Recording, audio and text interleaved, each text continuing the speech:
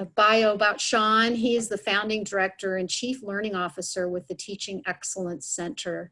He's a former Head Start teacher and has provided early childhood mental health consultation, training, and coaching. Shawn is a certified national Mind in the Making trainer, and you can learn more about Shawn by visiting his website, teachingexcellencecenter.com. And we're hoping in this next fiscal year to provide his training, the Mind in the Making. We'll do a series of those trainings, and there's actually a train the trainer opportunity with that model. So we're looking to provide that as well. More information will be coming up about that as we go along. So Shawn, thank you so much for being here. We think you're awesome, and welcome everybody. Thank you all for being here. Thank you, Beth, and welcome everyone. That was so interesting, Beth. We don't have Leah today, so while Beth was speaking, I was admitting people to the room, so we can switch that. You can start admitting people, and I'll work on. We'll work together. You bet. Thanks. The slides. So, hello everyone, and thank you all for signing up for this four-part session on playing, responding to children experiencing stress, strategies for adults. I just want to start by saying welcome to another training with First Five Elementary. And as we enter this work, I'm just really stepping into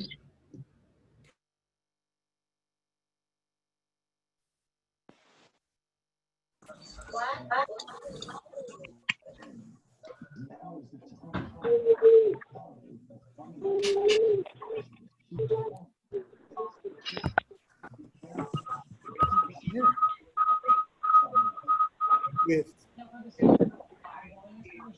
teachers in early childhood. So we're starting with Mr. Monica. This is not working. Hey, Shawn, we can't hear you well. Get going. Go ahead, Shawn. All right. Can you hear me now? Thumbs up if you can hear Shawn. Perfect, perfect. Okay. So I'm not sure what part of the gratitude they heard, but I'll move on. So as Beth said, I'm Shawn Bryant. I've been doing this work in early childhood for 27 years. The end of August, it'll be 28 years. So that's going to change pretty soon. I'm from Philadelphia, PA. I've lived in Stone Mountain, Georgia, and I wrote Oakland, but I've lived all over the Bay Area. I'm a former Head Start teacher, center director, Head Start manager, and a mental health consultant. I started the Teaching Excellence Center in 2014 full-time. And just some things on the screen that kind of guides my practice so you can get to know a little bit more about me in terms of I value culturally responsive perspectives, and I'm really strong around cultural social learning. I have a Montessori credential, so order in the environment for young children and sensory learning are important to me. I know in early childhood, most of us are really keen on child-centered practices, but I'm really moving more towards family-centered practices in the 21st century. I value anti-racist teaching and learning, and I'm guided by Jung's theory of the psyche's role in personality development. Just a little bit about me. As Beth said, we've been offering lots of, well, they've been offering, and I've been facilitating some, I should say, lots of PDs for people virtually. And the ones you see on the screen that are starred are actually offered at First Five's YouTube channel. So you can go there and watch those over and over again. And I just heard yesterday, 3 professional learning communities are using the Elephants in the Room trainings that are posted virtually to dig deeper. So we're excited about that. Today is part 1 of a 4-part session. So we're building a foundation today around relationships and brains, and we're going to talk about that a little bit more. And the key piece that Leah wanted me to mention to everyone was that you have to register for each session individually. So if you registered for today, you then need to go back and register for the other remaining 3 because you're not automatically registered for the other 3. And each one builds on the one prior, even though you could take them separately. But if you intend to participate in all 4, please go back and register for the remaining 3. Also, if you really want to stay in touch with me, maybe once a month, sometimes once every 2 months, sign up for the email blurb. And I will keep you updated of other things that I'm doing around early childhood education.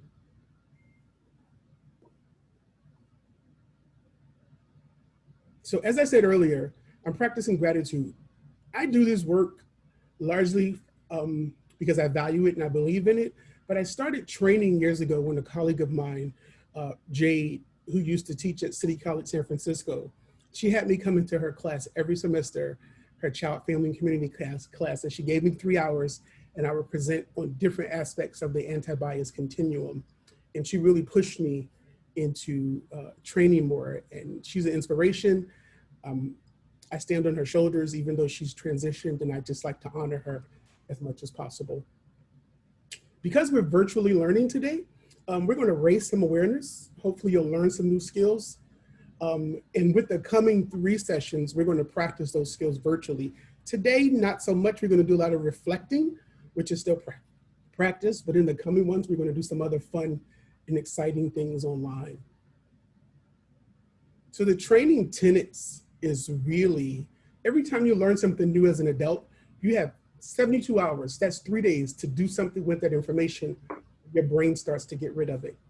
And one of the ways that we find, I call them hand in glove, reflecting and journaling together actually increases our capacities as adults to follow through with what we're trying to learn about. And of course, anytime you have the opportunity to be coached on something you have been trained on, you have about a 95% rate of effectiveness. So I'm moving through this quickly. This slide right here, you're going to repeat it throughout our time together. So this is what we call pause the process. We're going to pause at certain times for you to be reflective. Sometimes I'm going to say pick 2 questions or pick 2 prompts and answer them. Sometimes I'll say just pick 1. And then we're going to hopefully hear back from you all, and you'll share some of your thinking with the rest of us. Because this is a virtual community, I kind of created the community agreements for us simply because we didn't have that time. So I want to encourage everyone to speak openly. If you have the opportunity to share your wisdom and experience, be aware of your thoughts. And we're all practicing gratitude in these times. So I wanted to share with you all quickly why we're here. So First 5 Alameda County actually has clear written goals in their strategic plan, and they include these 2 things. Children are free from abuse and neglect, and children are ready for kindergarten. And this session around children and stress and play falls under that, because play releases stress. Guided play actually can support children, and you're going to hear about this notion of guided play. And observing children's behaviors, thinking, and feelings really is a gateway to us acting differently and showing up differently with young children. So why this session? Because what we found out is that adult-child play and interactions, it's the quality of that time together, not the quantity. So if you saw me 7 days out of 7 days, but did nothing with me, that's really not a quality interaction. But if you saw me 3 days and we had quality interactions, those 3 days really set me up for success.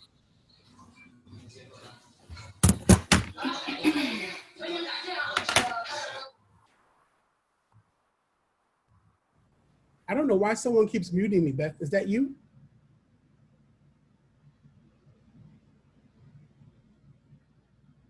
Why this session? There's a couple of people that for some reason get unmuted. So sorry about that, Shawn. Okay. We're going to talk about the brain's response to stress in this thing that I call the emotional immune system. And guess what? It's us adults who have a lot to do with building young children's emotional immune system. Like I said earlier, this is part 1 of a 4-part session. And this is kind of the agenda in terms of things that we're going to cover today. So let's jump right in. This is one of my favorite quotes. I quote this as much as possible. So Dr. Neil Horan runs the Georgetown University National Wellness and Health Center for Head Start. It's a federally funded center that supports programs across the country. And one year I was in Florida and he spoke, and I went to his presentation. And in his presentation, Dr. Horan said, one need not be a therapist to be therapeutic. I appreciate this quote because it really captures this notion of attunement at its core. This notion of attunement is really, what does it mean to feel felt? What does it mean to feel felt? The hope is that we can all see and create interactions with young children as therapeutic. And you're going to see some of that today and hear some stories from early childhood professionals who are creating therapeutic experiences with young children. We're going to really dive deeper next week into attachment and attunement, but I really wanted to present this as a guiding frame for our time today.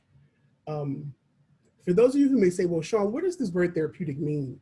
I get it, but I need some more. So think of therapeutic as simply having a good effect on our bodies and our minds that contributes to our sense of well-being, that contributes to our sense of well-being.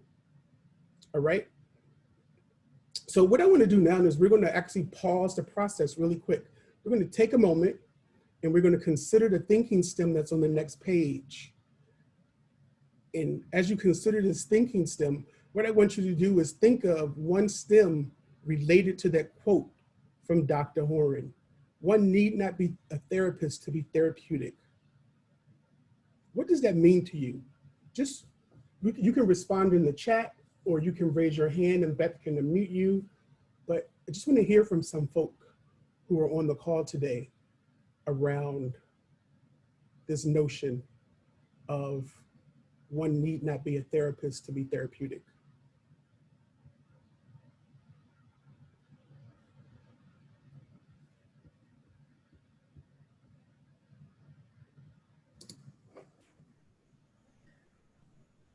Okay, Roxanne, very empowering that anyone can make a difference.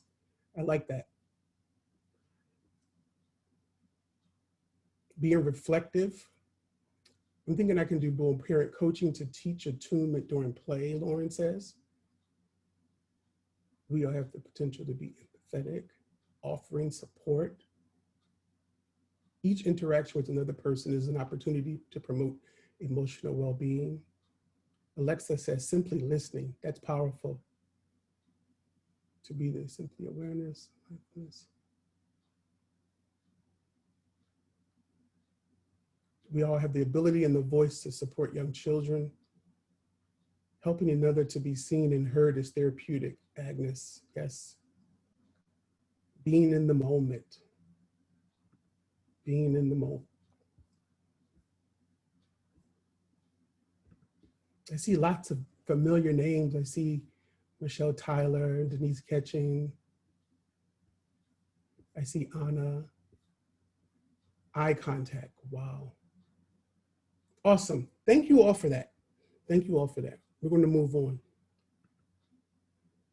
So as we move on, we have to define child stress. And there's a few definitions of child stress that you can find anywhere. I like this one from Dr. Sterling, where she says, a child shows by difficulties in personal relationship and in worrisome bodily responses that they are having a struggle and cannot cope with perceived difficulties. To me, that sums it up in a practical way because it's not cumbersome language. So understanding stress not only broadens safe practices, but it also helps in creating the right conditions in which children can prosper. Severe stress, which research tells us can be harmful to a child's well-being, while normal stress is considered a good part of healthy development, and some say is even needed for us to learn how to cope with adversity and build that thing called resiliency.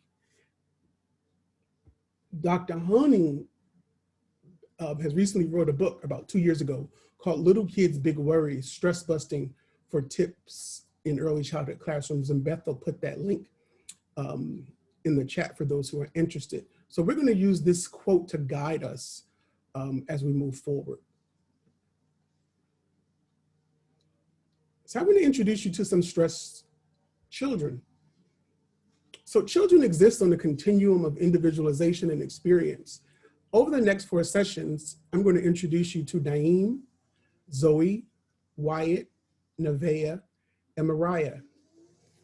They all experience different levels of stress in their young lives, while each have had supportive adults at different times at home and school responding and sometimes reacting, unfortunately, to their stress behaviors.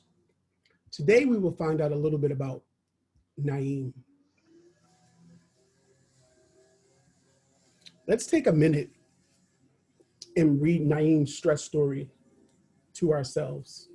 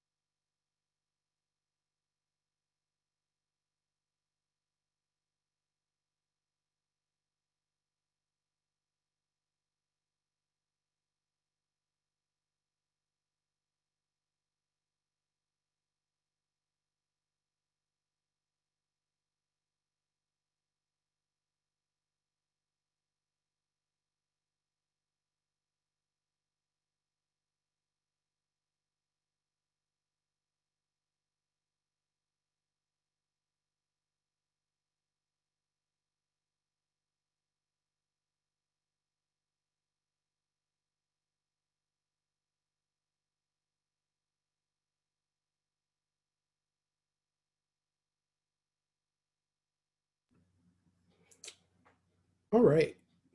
Hopefully everyone's completed that or finish up that last sentence or two. So we're going to consider Naeem. You could be the home visitor, the nurse practitioner, the family advocate, the neighbor, the counselor, the play therapist, program specialist, or teacher. How might you assist Naeem in your classroom, program, or agency, regardless of your role? How might you assist Naeem, regardless of your role in your classroom, agency, or school? So as you consider that, put your response in the chat box so that we can all see.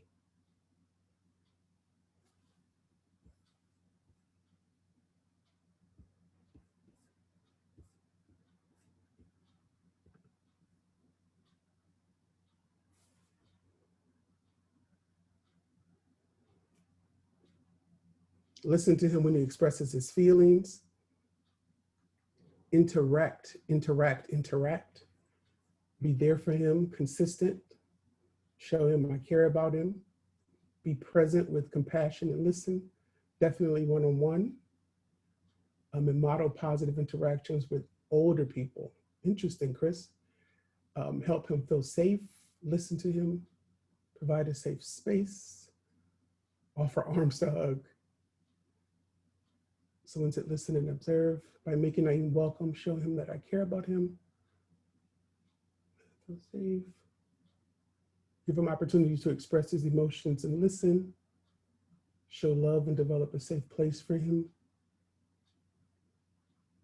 Talk about what he is experiencing and let him know that you're with him in support. Naeem may be aggressive, angry, and may also be withdrawn. He needs safety, someone who listens and shows him he matters. Shows opportunity for playing out his emotions, be present and listen.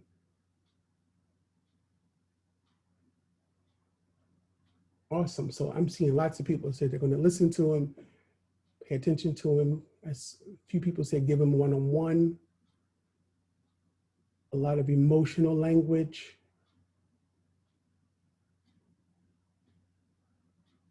Being present with him. Awesome.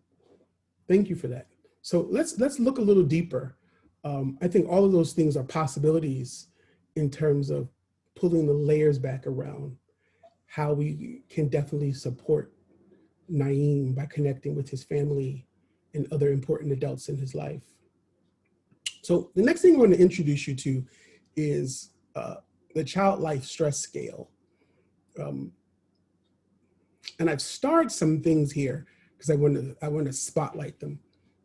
So as you consider this stress scale, where might you find Naeem on this scale? Consider a few. He's in a few places, actually. He's in a few places.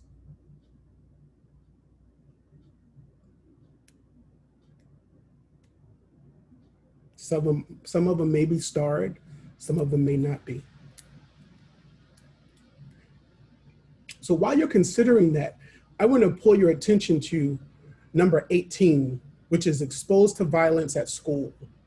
So violence is not simply physical, it can be emotional and psychological too. And I'm spotlighting this one because I actually encounter it sometimes. And I would say one time is more than enough for a young child to experience emotional or psychological violence. Inconsistent teachers and caregivers is beyond frustrating for young children. When we're inconsistent and they don't know what to expect, it becomes scary and stressful. And if it's pervasive and persistent, this really creates a domino effect for young children. And so as professionals, we've got to really understand that violence is not always just physical, and that how young children internalize being with us and around us is very, very important. I want to pull our attention to number 33, changes in sleeping habits. Of course, number 1, a parent dies. Number 5 and number 8 kind of go together. A parent works outside the home and the parent travels for work. And what we're seeing is more and more young children are experiencing this. They're spending more of their waking hours with people who are not their parents. They're either at school or at an after school program or at a provider's home. They're not with their family, essentially. Another important one I want to bring your attention to is to number 7 as it pertains to young children. This is really, really important. Personal injury, abuse, and illness. What we find is that when young children and I've had this happen multiple times when I was on the ground in the classroom. If a child breaks their arm or their legs, specifically a child who's 2, 3, 4, and 5, what we find that happens while the body is trying to heal those bones, what it also does is it pulls reserve from other areas. So I've seen many young children who've broken their leg or their arm, and while their body was recovering, what began to happen was their language stopped progressing, or another area of development would stop progressing because the body's working on fixing the broken bone. So when those things are happening to young children, what we need to do is really mindful and thoughtful, provide them with more of us, but more of those rich quality-based experiences to really mitigate and help the stress that they're experiencing. Lynette's stress scale is actually found in a book that you see behind me here, Helping Them Heal by Karen Peterson. And in the book, the scale is actually numbered. So if a parent dies, that's like 99 points.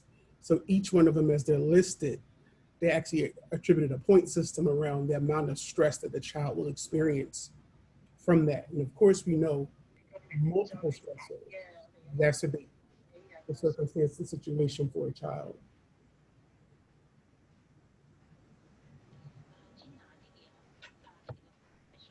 All right. So there are 3 types of stress responses that most of you are probably familiar with. I often tell people that I come in contact with that brains in pain cannot learn.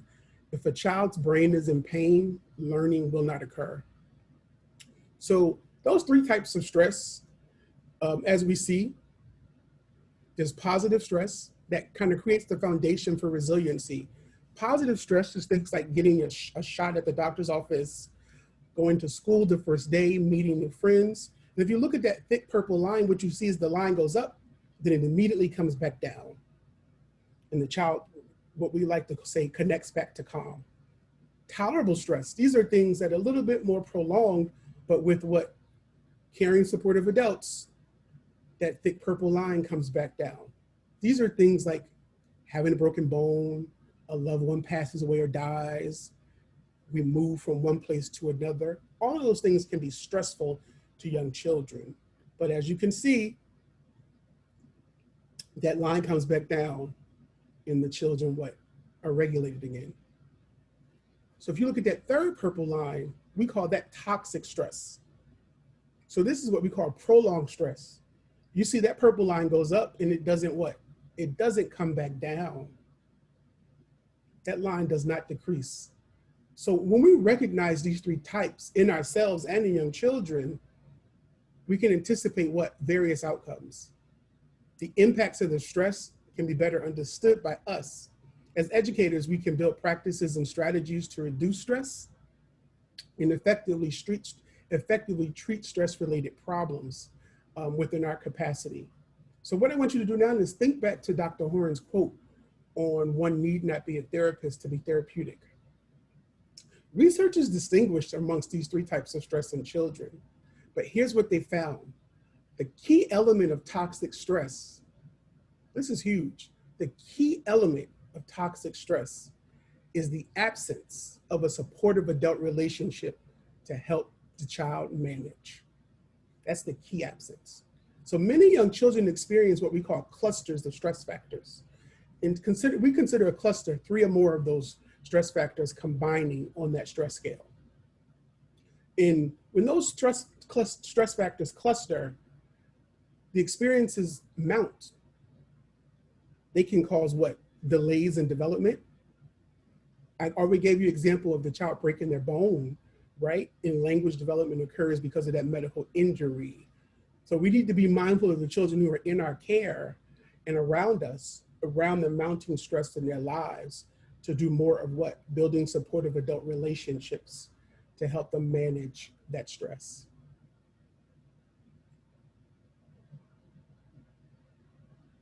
So this slide, I just wanted to show you, I didn't put it in the handout box yet, but I will put it there.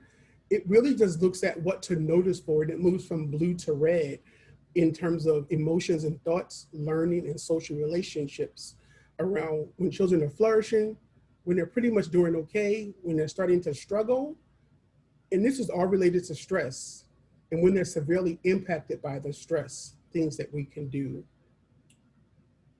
The next chart, which is related to that, really looks at 10 points that, or concern areas, what they call it, around us saying yes or no as we consider a child. And those concern areas are development, personal change, developmental milestones, context and duration, distress, frequency, pervasiveness, impact, and risk. And again, I'll put this, these are not in the handout folder, but I will put them there. And of course, the more of these things you answer yes to, the more that child may immediately need different types of services. So you may need to consult with your mental health professional, the child's family, or if you're in the Head Start program, making a referral to the mental health consultant who's a part of your program, or if you're a state fund program or connected to a mental health agency, you may need to do that sooner rather than later. All right, now we're gonna have some fun. So I saw my colleague, Deborah Roca logged on, so I know she's seen this activity before. So you're gonna need to pull out your calculator really quick, or your phone, use the calculator on your phone, or if you have a calculator handy, pull that out. I'll give you 5 seconds to find it and open your calculator.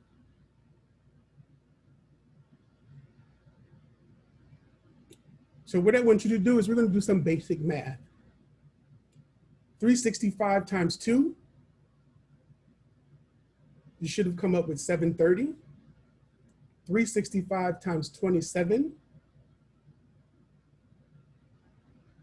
you should have come up with 9,855. 365 times 3, you should have come up with 1,095. 365 times 43, you should have come up with 15,695. 365 times 4, you should have come up with 1,460. 365 times 57, you should have come up with 20,805. Now, some of you who have been paying attention, hopefully you realize what these numbers are. These are actually the number of days that a 2-year-old, a 3-year-old, and a 4-year-old have been alive, and the number of days that a 27-year-old, a 43-year-old, and a 57-year-old have been alive. So I do this so that we can really understand this notion of, if we adult on young children, we cause undue stress. We cause undue stress. So in terms of adulting on children in relation to behavior, it's stressful. And the more we can understand that if our expectations on young children are beyond their reaching capacity, that is stressful, we need to do something about it. And I'm sure right now, if I ask you all to think of one way that you or people around you have adulted on a young child with expectations, think of one way in your lifetime. It could have been you or someone you know or around you have placed an expectation on a young child that was beyond them. Take a moment. Let's just see the first 10 and put it in the chat box. If you witnessed someone adulting on a young children around expectation, what might that have been?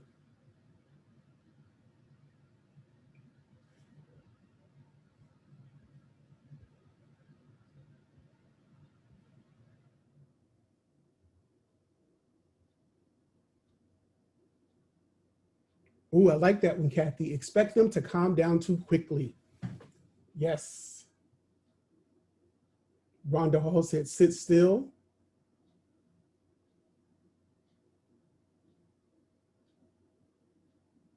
That doesn't hurt. Yeah.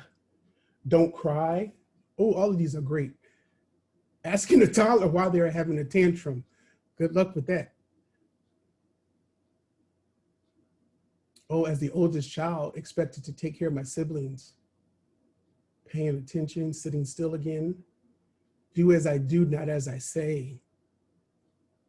Interesting.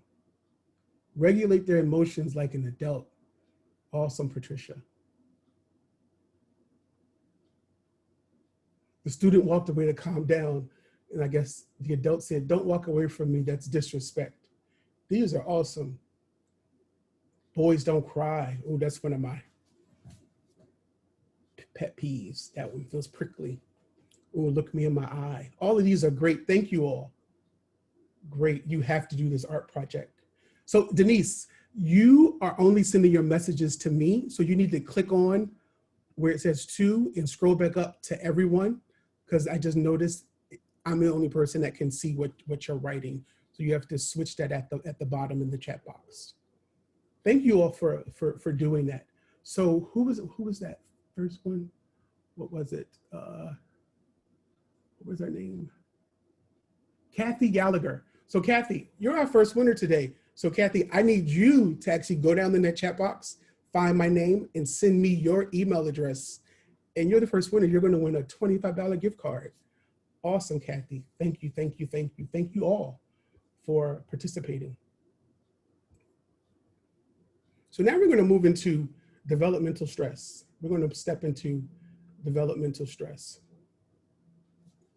So there's the cumbersome, to really understand this notion of developmental stress, it can confuse people. So I tried to put something that was accessible and available on the screen for you. And think of it as being developmentally stuck. Think of it as being developmentally stuck. And what I decided to do this morning, I was thinking of what's a good example. And I really think a good example for most practitioners to understand developmental stress is, think of it as building a ladder, and those first 2 rungs are missing or they're broken. So it becomes what? Very, very difficult to get to those next rungs on the ladder. Essentially, I think that's a perfect metaphor for us to understand what I'm going to talk about in a little bit differently in terms of stress and what it does to young children internally. So what we found is that children who had one-off simple toxic stress events were likely to have a sign of post-traumatic stress disorder. But children who had multiple, remember that thing called clusters, multiple early life developmental stresses showed symptoms of developmental traumas. They were developmentally stuck. The bottom of their brain, which we're going to talk about in a moment, really kind of opened up and prevented them from moving up that ladder. Just think profound disruption in areas of development. And oftentimes people will say, well, this is just an attachment disorder, Shawn. No, having attachment concerns is a piece of this multi-piece puzzle. Developmental stress can be mediated if we get the order and the support right, meaning we're going to get them some help, the right help at the right time. Because our brains develop from the bottom up and the back to the front, the lower part of the brain is responsible for functions dedicated for our survival in responding to that stress, which is why that ladder, those bottom rungs, they're broken and missing, that rupture stop the ongoing development, which is why it becomes developmental stress or developmental trauma. But there's hope. Our brains are malleable, and adults who are present, active, and engaged can provide the necessary developmental support. Adults who are present, active, and engaged can provide the necessary developmental support. Think about that.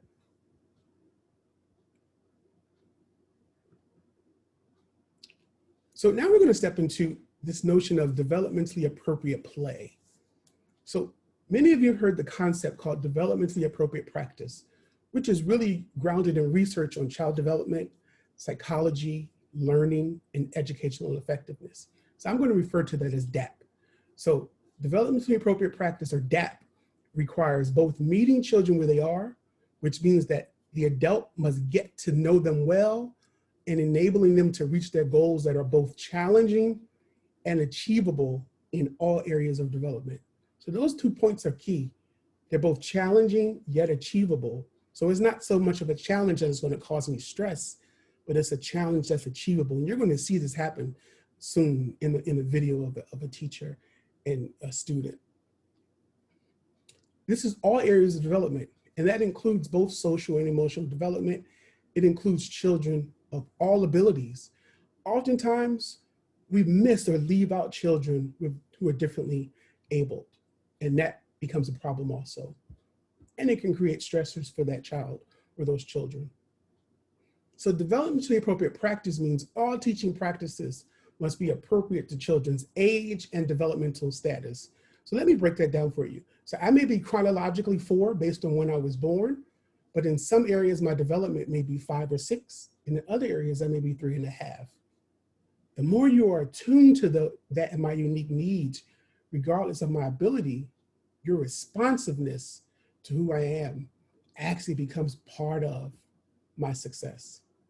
So that means developmentally appropriate play happens as a result of developmentally appropriate practices from adults. Developmentally appropriate play happens as a result of developmentally appropriate practices set up by adults.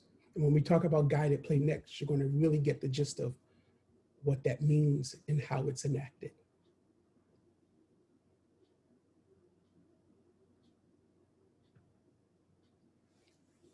So Roberta Gollenkoff at the University of Delaware and Kathy Hirsch-Pasek at Temple University have been doing this research for a while. And what they found, and it's a short article called Guided Play Principles and Practices. So if you all want it, I can add it to the folder for you. I didn't put it there.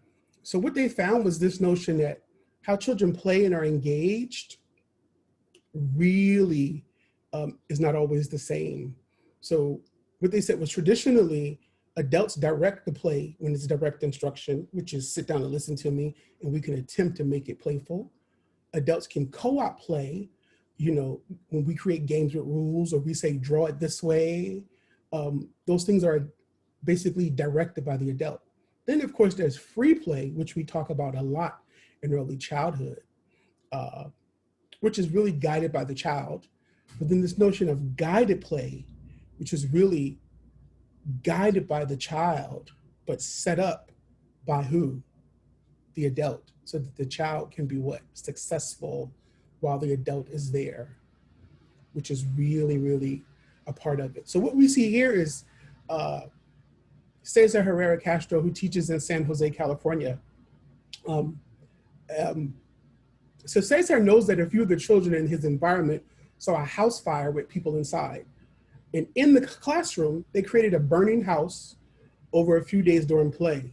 Cesar intentionally planned to support their play by being near them on the 4 days of the week when the mental health consultant wasn't there. Because the consultant visits one day and goes through all of the classrooms. So those other 4 days, you don't have the consultant there.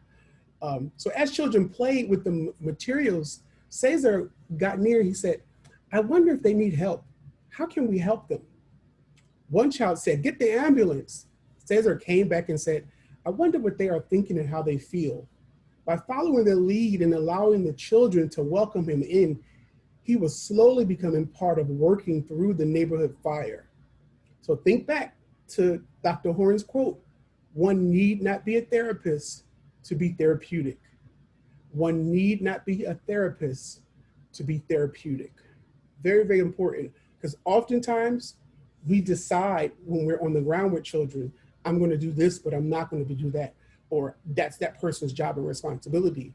But here we have, a degreed early childhood professional who said in the context and conditions of his classroom, these children need me to show up differently, and what he met them right there. And I think he did it exceptionally well.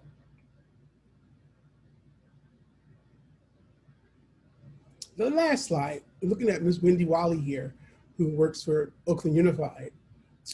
What we find out is that when we connect brain development to social play, we're helping children access capacities and strengths that without us, what we find is they can't access those capacities and strengths. So think about that. You are the crucial element to helping them access those capacities and strengths. So I'm going to stop talking for a while now in this next slide, and we're going to have some fun. So for those of you who are on your phones, unfortunately, you won't be able to participate. But for those of you who are able to see your screen, get something to write with, and we're going to have some fun. So here we're going to play this crossword puzzle.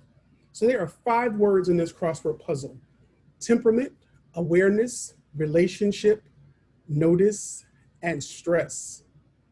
So once you find these 5 words, what you're going to have to do, here are the instructions. You're going to have to tell me where to find them. So Beth, we might need that person who wants to share to unmute themselves. So here's the example. I see the word Beth. So I would say second row, 4th column.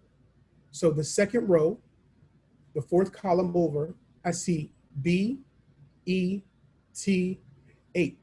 So if you look at your screen, second row, 4th column, B-E, see me moving my cursor? C-H. B-E-T-H. Beth, there it is. Awesome, thank you. Somebody did that for me. I appreciate that. So I'm gonna give you all about 3-4 minutes. But if someone answers it in 2 minutes, then we're gonna stop. Hey, Tina. So I need you to have all 5 of them. Don't do one thing at a time, because that's gonna be confusing. If you have all 5 of them, then let us know and tell us where you see them. But you have to unmute yourself to tell me. Tina, are you ready? Shawn, Yes. can you repeat the words? Words. The words are on the screen: temperament, awareness, relationship, notice, and stress. They're on the screen. Okay. You don't see the words, Beth? Oh, I see the words on the left side of the screen, but I'm looking to find all of those, and I'm still admitting people. So, Oh, So, you were double doing checking. you who were talking. You found your I name. saw the, Lojana. yeah, Okay, you found them. yep. Okay, tell us where. So relationship is the 3rd row, 1, 2, 3, 4, 5, 6 column. starts with the sixth column. Mm-hmm. And then awareness is vertically 1, 2, 3, 4, 5, 6, 7, 8 Okay. columns. Okay. And then Relationship. breath. Here you go. And then you have temperament, Mm-hmm. first row, Mm-hmm. 10th column. Mm-hmm. Notice is third row, and then vertically 1, 2, 3, 4, 5. Okay. Could you define And stress? then, yes, it's vertically, fourth row, sixth column. That's correct. So here's what everyone should have found. So if you're missing one, hey, Corinne, I see your name there. So congratulations, Logina. For our next winner, put your email to me in the chat box. Thank you. We'll get you a gift card. Okay, thank you so much. That was fun. Thank you. Tina, your mic's still on. Mute yourself, Tina, so that we don't hear you. Gotcha. Awesome. All right. So next we're going to look at another teacher in a transitional kindergarten. So for those who don't know, because I to people from all over, transitional kindergarten in California is for children who turn 5 September, October, November, December. So here we're going to meet Jackie. He's the little boy standing up, and teacher Amy. Jackie's a little bit stressed this morning. Jackie's in need of something. Amy attempts to support him, but there are a few misses in getting him to connect. With 27 children on roll and her teaching alone, you know, in TK, she's one of those teachers, she's vacillating between, is this preschool or is this kindergarten? Even though the standards, for those who don't know, say in the state of California, there are no TK standards because TK teachers should be using what? The preschool standards. Let's just be clear, that's what they say. Even though some of us teach TK and think we're using the first grade standards, but that's another training for another day, Tina. So let's think about what Jackie might need from a supportive adult. So what I've done here is I've merged 3 clips together. They're short, and this was during choice time. I want you to do a number of things. I want you to think about what Jackie might need, but I actually want you to count the number of times that Amy tries to connect Jackie to activities. Count the number of times that Amy tries to connect Jackie to activities.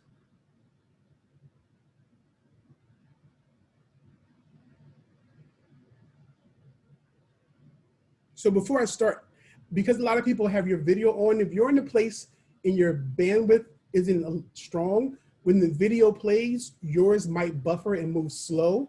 If you're not connected directly to your Ethernet, if you're using the Wi-Fi and because you have your camera on, so when the video plays, it might be best for you to cut your camera off for the video to stream very well on your end, okay? I found that out in terms of videos.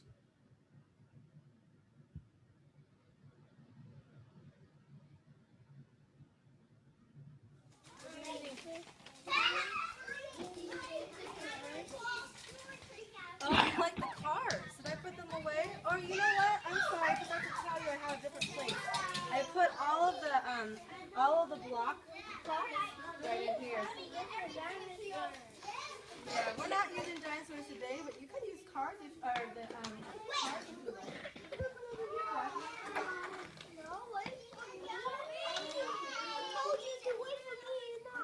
Do you want to come over and look at this table? I have something I can show you. Let's see if it's got you need it. Let's see what's over here. Looks like there might be something in these boxes. Wow. This is kind of cool.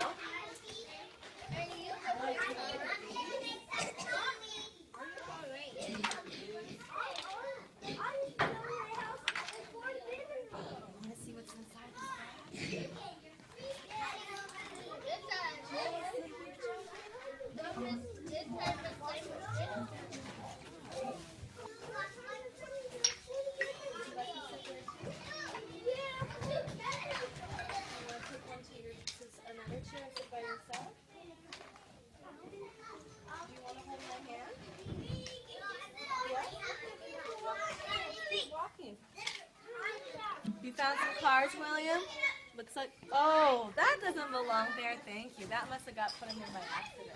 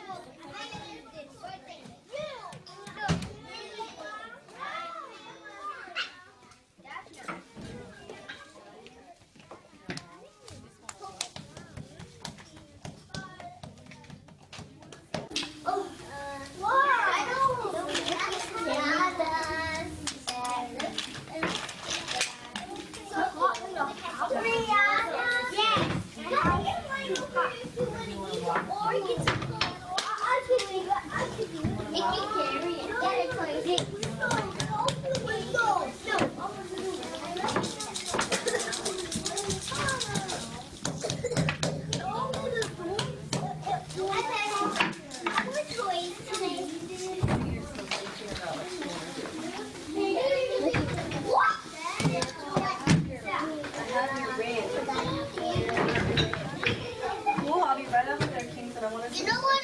This is my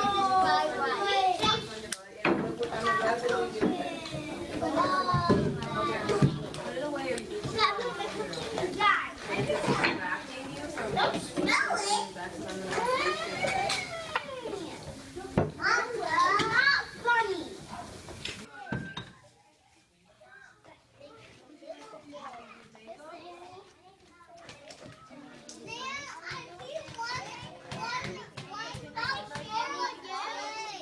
You need some tape? Yeah, I'll get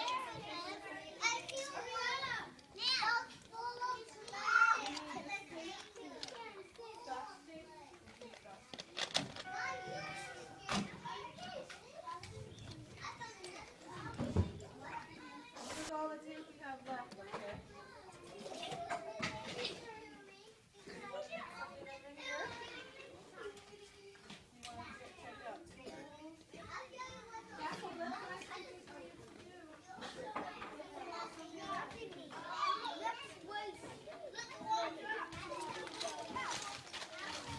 Wow, look at William's building over here. William, you use a lot of cylinders and crap, huh? Do you want to build over here with William? No? You want to play by yourself today? You want to play with somebody? No!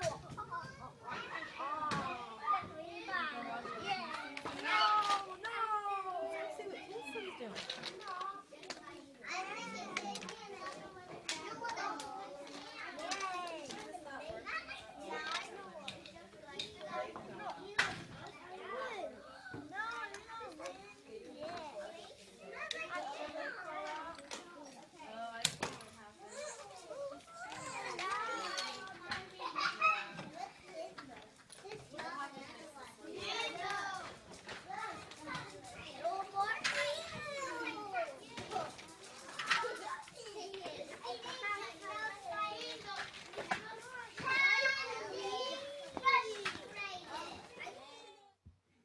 All right. So I see someone put in the chat, too many kids for one teacher, and they can have up to 27. And I think on that day she didn't have quite 27. But like I said, that's a whole nother training. How many times did you notice Amy try to connect with Jackie and connect them to activities? So Paula, hey Paula. Paula wrote 10. Rosanna said 7 times she tried to engage them. Maria said 10. Tina said 6. Carrie said 15. Laura Fish is my work wife, everyone. She's my former work wife. Hey Laura, I'm so happy you're here. Laura said 7. I see 7, I see 6. Someone said they counted 6. Miss Val said 12. I'm seeing lots of people who I know. Denise said 6. Corinne, hey Corinne Williams Lindsay, she said too many, about 10. Oh, Laura said 8. Deborah Roca said 10. Rosa said 6 or 7. Michelle Gilbert said between 8 and 9. So basically everyone said there was a lot. Elizabeth said, I lost count. So I'm laughing because a lot of your feedback was, you were all spot on. No, Amy was actually doing, I don't think she was doing the wrong thing. However, in terms of attempting to meet Jackie's need, what are your educated guesses from that limited, now you know very little, what are your educated guesses around what was stressing Jackie?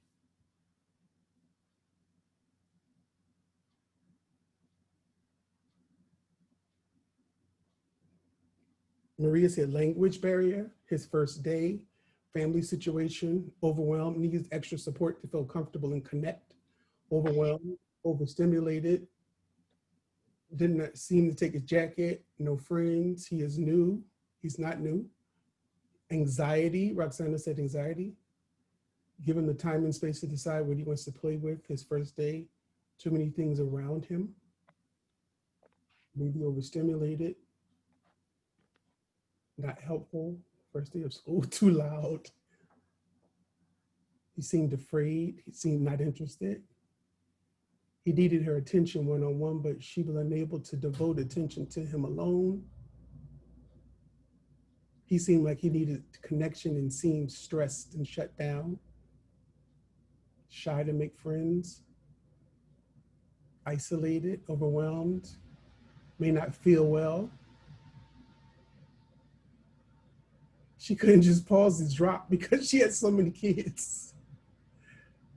He was shy, lack of self-regulation, or even self-regulation is next week. Stress, seems sad, separation anxiety, too many things going on.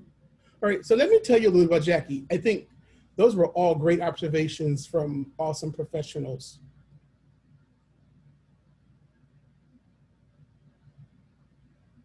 So here's what is going on with Jackie, that when we met and discussed it around how do we notice children and slow down when we're armed with information, and she's armed with information.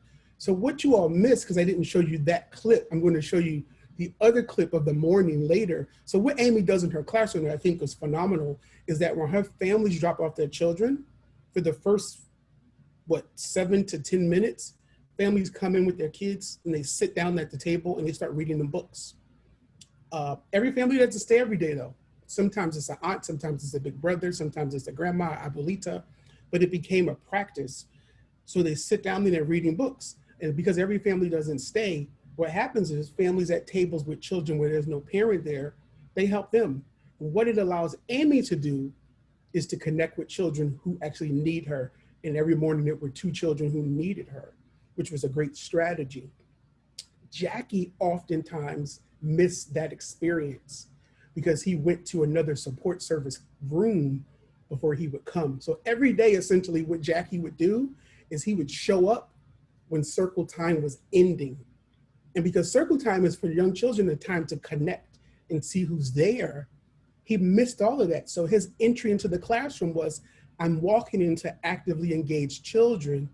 I need to connect with the teacher first and foremost. But because, like someone said, there's so many children, she was moving around. So the strategy was, how does she notice that? So instead of trying to connect him to materials, connect him to her, which was the strategy. And she got it. She got it. Sometimes we need to see it in a different way to realize that that connectedness is listening and noticing children differently. But thank you all. And I see all of your feedback around her classroom. I'm not judging teachers. I was talking to, how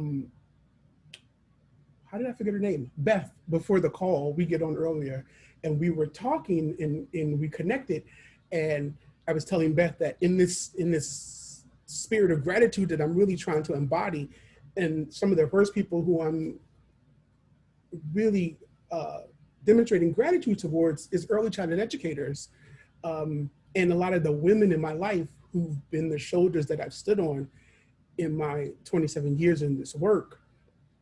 I mean, one of the things that I try not to do is I'm trying to model or what Laura Fish would say, the parallel process. I try to become who I want teachers to become for young children. So if I walk into a room that I think is messy and that's all I tell myself, that's all I'm going to see. And what will eventually happen as a coach, I'm not going to want to go to that class. I'm going to make up excuses in my own head of how to get out of this coaching session quickly. But if I see through all of that and see what's this teacher's core strength and capacity, they pick up on that. And you know what they can do? They can richly then give it back to children. They can richly give it back to children. So for that reason, I've gotten to this place where I make it my business to try not to judge them, even though sometimes I am human. I see classrooms that I think, well, my room wouldn't run this way. But at the same time, I want to offer them, grace around how difficult this work is and how we're asking teachers to do more and more and more without increasing other aspects of the work like compensation and those who work in the helping fields. So that's my take on some of the comments. So moving quickly now, I'm moving quickly. So again, brains in pain cannot learn. So I showed this here. What you see here is brain activity slides of children who were institutionalized and children who were not. So if you look on your far left, you see higher and lower. The darker the blue, the more brain electrical activity. The lighter the blue, the lower the brain electrical activity. So if you really have a clear screen, what you actually see is the slide in the middle is darker than the one on the right. And most of us would assume that the one on the right, a child who's never been in foster care or group home, would have more brain electrical activity. But what we found in this one from this research was the children who were moved to foster care before age 2 had more adults in their lives. So because they had more people who were connecting with them, they had more brain activity. But I want to share with you some stuff from Dr. Bruce Perry around this whole what's happening in our brain. And because he studied, him and his team, 45,000 children, most of them in foster care, and they studied them in utero, 2 months after birth, between the ages of 3 and 7, and then again between the ages of 7 and 14. And what his research has found, and it's still a longitudinal study, so they're still tracking the children, they found that what is most intriguing is that they found 2 months after birth, children, 2 months to those first 60 days of my life, if I'm born into a chaotic, dysregulated, non-attuned space, then what happens is, and he usually does an upside down triangle. He usually puts his hands together this way, and then he says, do it with me, put your hands together. And as the brain grows, it does like this. So what happens is, this is the bottom of our brain. This is the brainstem. So what his research found was in those first 2 months, even though this part was developing and this part wasn't, this part that was developing was sending signals to the underdeveloped part through the limbic system in the cortex above. And what they found was as that brain began to grow, when those children were between 12 and 14, what they found, and I think this is very interesting, that if those first 2 months of my life after birth were chaotic, it actually stays with me because the part of my brain that's developing is sending signals up to the underdeveloped part that as I get older, it shows up, compared to children who those first 2 months were in calm, attuned, their needs were being met, households, and then maybe they were moved out of the house at 6 or 7. What they found was between 12 and 14, even though they may have been moved around in foster care, the same thing didn't happen because of their brain didn't send disorganized signals up to the underdeveloped part. Quite powerful. So as caregivers, as providers, even in infancy, there are things that we can do to support children before they're even with us in terms of their brains. I love this slide, and I put this slide in almost everything that I do because a lot of times when we see brain slides, they'll show you, here's a brain of a child, and it's just like that horrible slide that they show of the child with severe neglect, which is, I think, a little bit it's just skewed. That's the word I'm looking for, is skewed. But Dr. Hillman, what he did was he just said, you know, sit down quietly, which is on the left, not a lot of brain activity. Take a 20-minute walk. Look what happens. The brain lights up. And if anyone knows an occupational or physical therapist, they'll tell you this, that young children's brains are connected to this, everybody's brain, to their spine, which ends right above our buttocks. And what they found was children don't show up like this, they show up like this. So if we were all in a room together, I would make you all stand up and say wiggle, wiggle, wiggle, wiggle, wiggle, meaning wiggle your spine, because young children are actually saying, I move and then I sit still. Too long, we've asked children to sit still before we let them move, which is part of the problem. Specifically for stressed children, because part of the big three for stressed children is movement, touch, and healthy relationship. I'll say that again. Part of the big three for young children who are stressed is movement, touch, and healthy relationship in the context of your classroom. And of course, some children may need more outside of your classroom, but those are things that you can provide.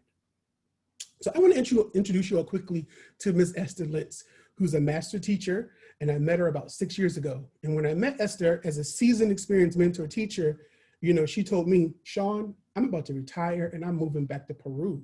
And I said, to Peru? She said, my sister's still there. I told my husband he can come if he wants, but if he doesn't, I'm going back. And we laughed and she said, I'm serious. Esther was stressed because she had 24 kids in her classroom. There were 3 adults, but there were 4 little boys who were on the autism spectrum. And she felt like they all needed one-on-one and there just wasn't enough support in her state preschool program. So we kind of veered away from what the goals were on the action plan and started talking about what was a concern for her at the moment, which was the little boys who she felt like they couldn't do enough for. So we brought the other 2 teachers and we had our coaching meeting. And I just kind of brought up the brain. I brought up movement as this key experience. And what would it look like if, instead of asking them to come to circle, if she asked them to move? What would it look like? Because she knew 2 of them would come as they were moving into circle. Some of the other children were already at school for a whole hour. And all of that created what was potentially turning into a chaotic classroom. So I left and I came back for my next visit and I said, Esther, you're still here. She said, of course, where am I going? I said, I thought you were going to Peru and I'm going to come visit you because I've never been to Peru. She says, oh no, I'm cool. And I said, you're cool. She said, yeah, look. And I said, oh, so what's happening? She says, well, watch this. She opened the door. And they ring a little bell, which means we're about to transition to circle. She says, I let 3 of them go out and they just move their bodies for 10 minutes. She said, it really, really helps. We offer them circle. They don't have to stay and they can come move their bodies here and here until circle is over. That sounds awesome. We talk more about, you know, being outside and moving before we rest as a strategy for young children. I leave and come back. No one's in the classroom. It's 9 o'clock in the morning, they're outside. Esther, what's going on? She said, we thought about it. This makes perfect sense. Instead of us waiting to come out when the other 2 preschool classrooms are trying to be in the yard, we come out from 9 to 10 by ourselves. It's so much better. So I tell that story because what Esther and her team really leaned into was retraining their thinking process around what's always been that way to these small shifts in practice that had huge impact. Really, really important. And I use this slide, Young Children Rest Through Movement, to honor what Esther and her team leaned into around effective practices for stressed young children. So this next 3 slides I'm going to get through because I want us to watch the video. And I know Michelle Tyler, who's on the call, has seen this video before. So this is my rudimentary example of the brain because I wanted it to be simplistic but understandable. Red light, yellow light, green light. It's like the traffic signal. Red means stop. Yellow means what? Prepare to slow down and stop.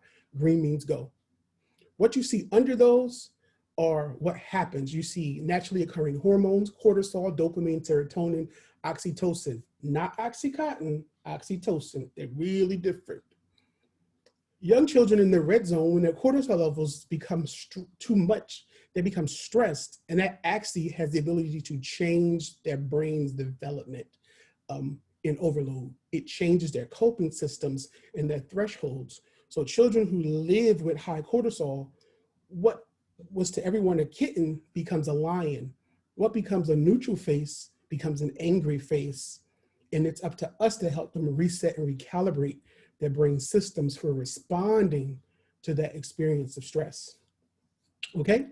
I'm doing this fast for a reason, because we're going to keep talking about it. That's why. Children in the yellow zone, dopamine, naturally occurring hormone, but it's that same hormone for people who are addicted to cigarettes, drugs, gambling, alcohol, your cell phone, all provides us with the dopamine drip. Okay? However, dopamine makes us approachable. People want to be near us. We're starting to become happy. But a lot of learning doesn't happen when we're in the red and the yellow zones. The learning happens through connection, through relationship and trust. So you all probably heard that TED Talk where that woman said, children don't learn from people they don't like. It's very, very true. Adults don't learn from people they don't like. I have a few stories, if we had more time, I could share around me not being connected and getting myself out of the situation. So remember, our brains develop from the bottom up, the red to the yellow to the green, and from the back to the front. All right? Now, I did that intentionally fast because we're going to talk about it a little differently here. So if you consider the survival, which is the brainstem, the cerebellum, connected, which is where we regulate. That's where our sensory motor brain is. That's what helps children to regulate and calm their stress responses. Strategies like helping children to calm and soothe and reassurance help them in that state. The next state is our emotional limbic system, where we talk about, we relate there. I often tell teachers and adults, you ever heard people say, I'm in my feelings? That's exactly what your limbic system is. It's your feeling center. It's the emotional relational brain. Think connection and sensitive relationships. Here is where we emphasize and validate children's feelings as being seen, heard, and understood. Then we move up to the executive or the prefrontal cortex, which is where abstract thought and concrete thought happen. Think of that as the thinking brain, where I'm calm and I can fully engage. All right? Remember, bottom up, back to the front. So here's something that I actually learned from Dr. Bruce Perry, that when we talk about fight, flight, freeze, in this red zone over here, Dr. Perry actually introduces two other concepts that right here, see these two? Children do this thing called flocking. They'll say, Miss Beth, did you hear that? Miss Leah, did you see that? Mr. Shawn, what's that? Flocking is when they're becoming dysregulated, but they're not. And in that moment, if we're attuned to them, we can say, what did you hear? Let me see if I hear it. And too often when children are in that state, they get ignored. So instead of that state, becoming more regulated and calm, it becomes exacerbated and it intensifies. Really, really key to helping young children. Really, really key. That's right, Laura. Children need to regulate, relate, and reason in that order. Brain, but the inside of the brain. Really want to talk to you quickly about the amygdala. I call her Amy.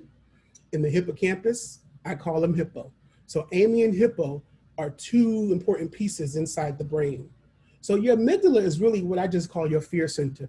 The amygdala is the thing that says, Anna, wake up, the house is on fire. It's designed to keep you alive, okay? And it's actually for young children, particularly children under the age of 3, where their memories are stored, which is why most of us, well, none of us, but I say most because I always meet someone who says, I can remember my life when I was 1. And in my head, I'm saying, you're telling a lie, because our memories are stored in our amygdala until the expressive language shows up. With the advent of expressive language, I saw your comment, Beth. What happens is we can now express. So our memories shift and they're now stored in the hippocampus. Really, really important for you who work with infants and toddlers and what's happening for them when they're stressed, which is very, very different. Remember that expressive language isn't there. So inside of the brain, the way we think about stress and what we choose to do about it can affect the impact of stressful events in our lives. So what if educators and practitioners were to look at stress through the lens of finding empowerment as opposed to worry, or rather stress with optimism, as I like to call it, or I've come to call it, I should say. It's helpful to look at stress with optimism for young children. Even though many children experiencing stress may exhibit negative or challenging behaviors, all children have strengths. All children have strengths, and we're going to talk about that in a little bit. All right, so what we're going to do is, before we watch Rebecca's excellent video, we're going to take a 5-minute break. We're going to take a 5-minute break. Okay, a 5-minute break starting now. All right, here we go. All right, thanks, Shawn, for that little stretch break. Welcome back, everybody. I heard from a few folks that they actually needed it, so I'm glad you, because you know I'll just power on through, Beth. Sometimes I get carried away, but I'm glad you were there to remind us. Yes, I've heard that.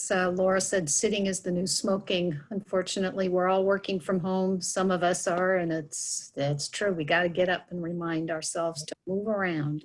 I think it actually said that if you sit for 60 minutes without moving, it's the equivalent of smoking 3 cigarettes. Without for 60 minutes, if you sit for 60 minutes, it is the equivalent of smoking 3 cigarettes on the damage it does to your body, because when you're sitting, the blood behind your legs, your knee is bent, and they found that it's worse for males than females. So when males sit, it actually is worse than when females sit in terms of the damage that it does to your body. But we all know that sedentary lifestyles are damaging to any human being. Yes. Well, you reminded me of that. Thanks, Shawn. Right. Let's get back to it. So here you're going to meet Rebecca Courtney when she was a Head Start teacher. And in this classroom, there are 24 children, 11 different languages are spoken. It was September of the school year. And Rebecca's working right now with 2 little boys who 3.5. So all of you who were, you know, traditional preschool teachers where you taught 4-year-olds and you all are fussing about these 3-year-olds, she just leaned into it and said, they're here now. And what you're going to see is Messiah in the blue shirt and Shawn in the gray shirt. Pay attention to Messiah, because he's the stressed one and she's the one that she's really looking at building a relationship with. And she uses many strategies and practices, because there's a difference between a practice. A practice is that thing that happens every day. It's embedded into our routines. The strategy is what we use in the moment to support an individual child. So Messiah's stress response, Rebecca supports him in calming down. In other words, she helps to soothe him. He's seen and he feels safe, because she realizes that all behavior is communication. And she's making daily attempts to build a relationship with Messiah.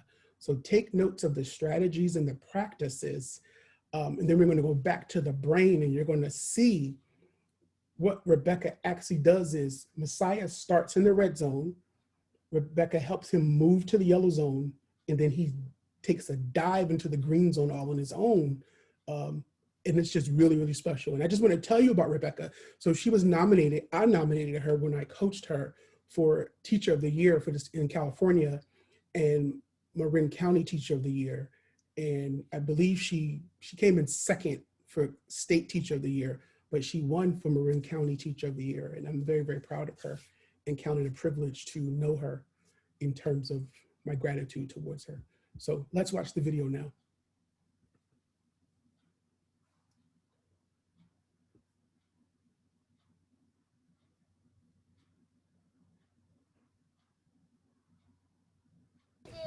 Well, we're looking for. What do you have? What is that? But you gotta find the big one and the little one. Like I found a big elephant Where's the little elephant? Oh, there's the little elephant. Okay, and then you put your trucks together. Hey, Shawn, you put your trucks together, because watch this. Watch. You guys, now, it's like a puzzle. You have to fit them together, like... Hey! Yay! You did the big truck and the little truck. Can you go get the elephant so we can do it too? Why not? Hey, Messiah, it seems to me like you're a little frustrated, but I don't know why. Can you go get the elephants and let's try to put them together? Why not? Why not, Messiah? I'll put them together if you want me to. Oh, I found the little cat. That's a hat. That's not a cat. Oh, is that the cat? Okay, now I'm going to try to put them together. Thanks, Shawn. I put that together too. Oh, big middle. That's not little, that's too big. That one is really big, isn't it? It's not too big. It's not That's little. Yeah, that's a little one. That's No, right. that's little. You're kind of hurting my ears when you scream, and I don't understand why you're mad. Can you tell me? Remember, just say, yeah. It kind of hurts our ears when we scream. I want to see you do a puzzle, please. But I can't find the big crayon. Maybe it's under here. Oh, no, that's not it. I need the other crayon.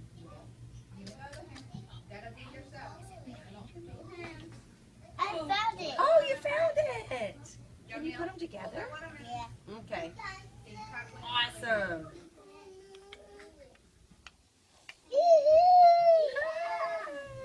Hey, you did it. You really, really did it. Can my cat live right there on top? Yeah.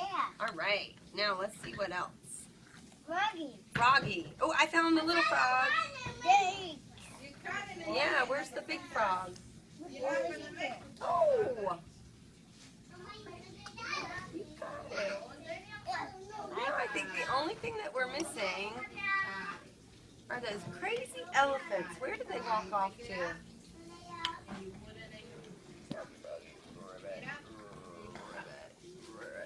Wow. Big truck, little truck. This goes on Big top. boat, little boat. I found one flag. Two animals. Put it behind all mine. Oh, Put it behind mine. I'm gonna line them all up together so it's one big line. Oh, good idea. And Messiah, you are really cooperating. That's awesome. No, don't break them pieces. Hold one hand. Hold the phone with one hand and the other hand you cut. Oops, I broke it. Hold the fruit. Okay, you want The some good more? news is, Shawn, he broke it, but he can put it back together. If I broke mine, I can break mine back. Yeah, that's the thing about puzzles is we put them together. Where'd that crazy elephant go, though? Huh? Oh, you found both of them? Awesome. Put them together. You gotta hold it. Put them together. Hold the feet. Yay! That is such a long line of puzzles. Can you believe you did all of those puzzles? Yeah. Oh, I would 1, feel so 2, proud. 3, 4, 5. Oh, are there 5 of them? Hey, let's count each one. Let's see. 1 puzzle, 2. Is it okay if I count them like that? Keep them like this. 1, 2, help me. 3, 4, 5, 6, 7, 8. What's the last one? I can't reach it. 9. You guys did 9 puzzles. Whew. What great workers. Yeah, are you proud of yourself? I am proud of you too. Are you proud of yourself? I am proud of you too. Now, how are we going to get these puzzles back in the box so that we can go play somewhere else? You're all done? Come tell Messiah it's your turn. Hey, Messiah, you work so hard on these puzzles. I'll put them up for you, okay? Okay. And you can go to sand. Because Raji says it's your turn. Shawn, I wonder, look, I wonder, do they fit in? Yeah, it's your turn with the sand. Wait, I'm looking to see if they'll fit in like this when they're together. I don't know if they will or not. Look, oh, they fit right beside each other.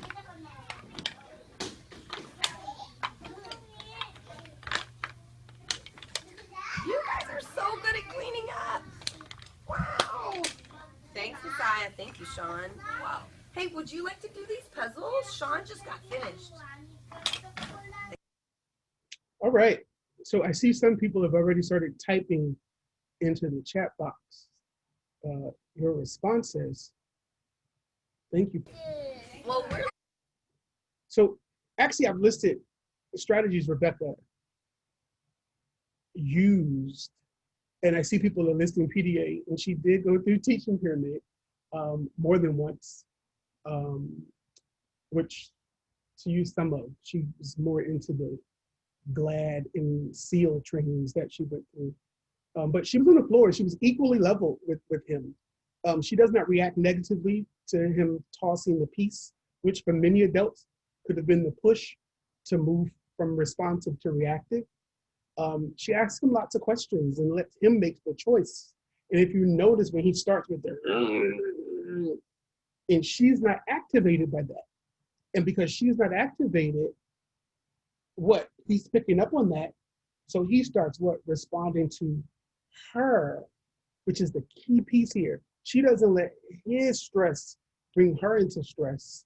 She meets him there, but she patiently and skillfully leads him to her so they can do it together, that co-regulation, because he has a potential to get really dysregulated.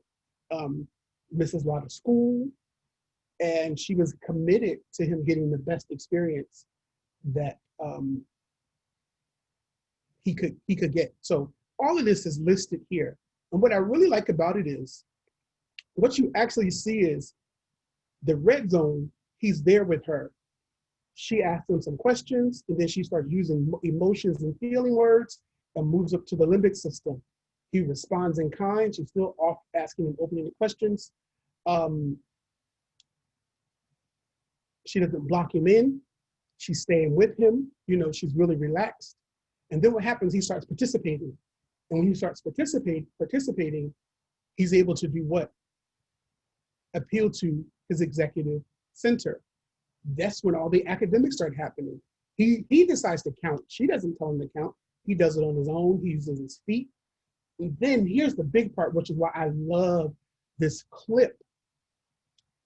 The big part of it is the follow through. He says, now I feel like I'm a real part of the what? The community. She says, I'll put the puzzle pieces away for you. You did such a great job. He comes back and he says, nope, I want to complete what I did. So we start something. Everything has a beginning, a middle, and an end. And he actually decided to do that on his own, which is so easy to miss. He came and put the puzzle pieces back before he went to the sand table, which is that sense of completion that stressed children don't often get, all right? So here's another way to look at it. When Messiah is on the rug and with Rebecca and Shawn follows Rebecca all around. He just, and that was just who he was until he got tired of it. He was following her around and she dealt with it. Messiah is saying, am I safe? That's the big question of the day. Am I safe? Am I safe? His need for safety is developmental. We can't miss that. Messiah is actually flocking. He's not fighting. He's not freezing. He's flocking is what Dr. Bruce Perry calls it. And Rebecca says, oh, I hear you. I see you. I feel you. And these are the things on the right are what Rebecca does. She skillfully says there's freedom within the boundaries, which is what many children aren't afforded. Freedom within the boundaries, which is how she gets him into the emotional state, where then he says, you know, I'm safe, but do you love me? I'm going to keep asking, I'm going to keep pushing the boundaries and limits, because that's a natural developmental task. I push the boundary and limit, specifically when I'm stressed. And an effective attuned adult says, here's the boundary and limit, because that tells the child, I care for you and I'll keep you safe. Or from a parent, I love you and I'll protect you. His developmental need is to be connected. You see what happens once the need is met, he's able to say, I'm connected, now I can stay and complete things I can follow through. I'm a part of the community. You even see, if you paid attention, his whole affect changes, his face changes. And on the right is basically what Rebecca did. And here, that executive green state. What can I learn? This is where the learning occurs in the context of safe, secure, trusted relationships. Now he says, I can count, I can put some puzzles together, I can put the puzzles back before I go to the sand area. I problem solved and I feel competent. I feel competent. So here's a big piece. Competence always should come before confidence. And in the 80s, in some of the 90s, what lots of people were doing, parents and teachers alike, we were pushing confidence, but children didn't feel confident about anything because competence precedes confidence. It's not the other way around. So we see that because Rebecca had high expectations in a supportive environment, Messiah was able to show up and say, I can follow through. I'm no longer stressed. I moved from a stress state to a follow through state. Okay, he moved up the brain. Then he says, I'm here to learn some things. I can count. I'm here to do some more things. I am a problem solver. I am now part of the group. I feel a part of the whole. So one of the things that I gave you in your, you know what, I put it in there and I took it out because I don't like the way that yellow looks. I wanted to change it, but then Beth called me. So when we get off the call, I'll put it in there. I created this sheet, which is similar to what you just saw, but you can keep using this if you're a coach, if you're a director, as a teacher, as a mentor teacher, to help yourself, because you can coach yourself, or to use it really to say, what are the structures and supports I'm going to put in my classroom, which is what you're going to do on the right side, to do these things every single day as a way to make these things happen.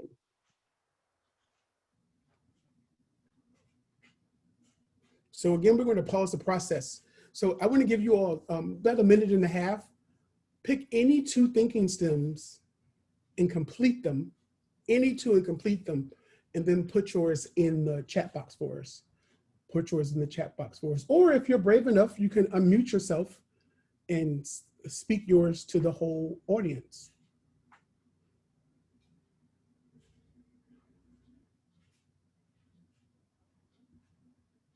All right.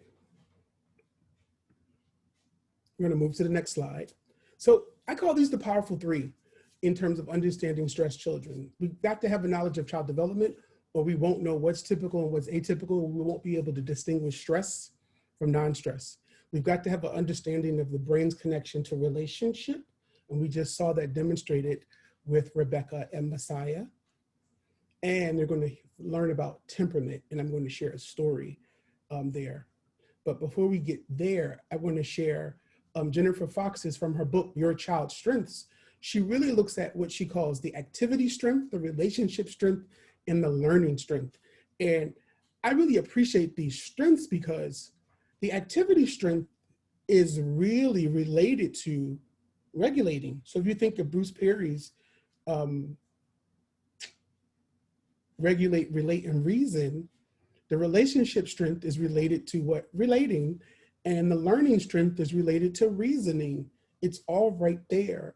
But instead of seeing it through the negative deficit-based lens, she sees it through a strength-based lens, which helps us to see each young child's full capacity and full capability, which I think is awesome. So what we're going to do next is we're going to pause the process again, but I need your participation this time. I want you all to think about, you know what, I'm not going to do that one. I'm going to skip it because we're going to do it with Temperament, Beth. So I just shared this slide because as we consider stressed children in creativity, George Land, who used to direct NASA, back in the 60s, NASA was seeking creative adults who could think outside the box, and they needed people who were creative under pressure. And they called those creatives under pressure resilient. Dr. Lane created what we call the NASA creativity test. You can find it online. And what he found was that adults lost creativity as they got older. So Dr. Lane actually recruited 1,600 Head Start children, and he gave them all tests of creativity. There were problems. And what he found was that the Head Start children persevered, which is what you see at 98%. But then he tracked those children, and when they were age 10, it had dropped to 30%. At age 15, it had dropped to 12%. And for adults, basically it's saying most of us are only 2% creative. So really what's happening as children get older around why are we losing this creative capacity, which is related to resilience and our ability to heal ourselves through creativity. The connection to stress and becoming an adult really is what they believe forces us to lose our creativity, because we're no longer interested in freedom for freedom's sake, but we're interested in getting it right. I just needed to share that because Head Start gets a bad rap a lot, and I'm a Head Start fan. So we're going to jump right into temperament. And this isn't a long drawn out temperament one, because usually every year Help Me Grow does a temperament training. So if you feel like you need a longer temperament training, definitely make sure you pay attention to, geez, Beth, you're quick, Head Start's training calendar, because they typically offer it probably once every year, sometimes multiple times in the year, and the resource and referrals do also. So understanding your own temperament provides important information, not just about how we experience the world, but how we establish and maintain strong relationships. Also, how we feel comfortable with a child's parent, family, or the child compared to another family has a lot to do with our temperament. Because development shows up and shows out in the context of relationship, and some of you know what I mean. How well we accommodate and make necessary shifts and pivots influence the relationship need of young children. In addition to the goodness of fit in the creation of the adult's role in early childhood as professionals, temperament's role in understanding the relationship with stressed young children. I've been doing this work for 27 years, it'll be 28 years in about 4 weeks. And my godson, who is now 8, who some of you heard me tell stories about since he was 2, when he turned 5, he was in TK and he had a birthday party at the pizza place. It was really when our relationship shifted, because I'm legally his godparent, and I used to tell his parents, if something happened to you all, I might have to take him to the Department of Human Services. And for years, I was like, why don't I embrace this kid? He's a kid. I should know better. And it was on his 5th birthday, a little bit after that, I realized all that time we had a huge temperamental difference. So the goodness of fit was really around me making the shifts, because our temperaments pretty much stay the same throughout our life course. Your personality can shift and change, but our temperaments stay the same pretty much. They do. And most people think temperament and personality are the same, and they're not. So I'll tell you a quick story. At his 5th birthday party, he wanted a robin birthday cake. And I thought, see, here's my godson. Everybody else wants to be the superhero. My godson wants to be the sidekick. Nobody wants to be the sidekick.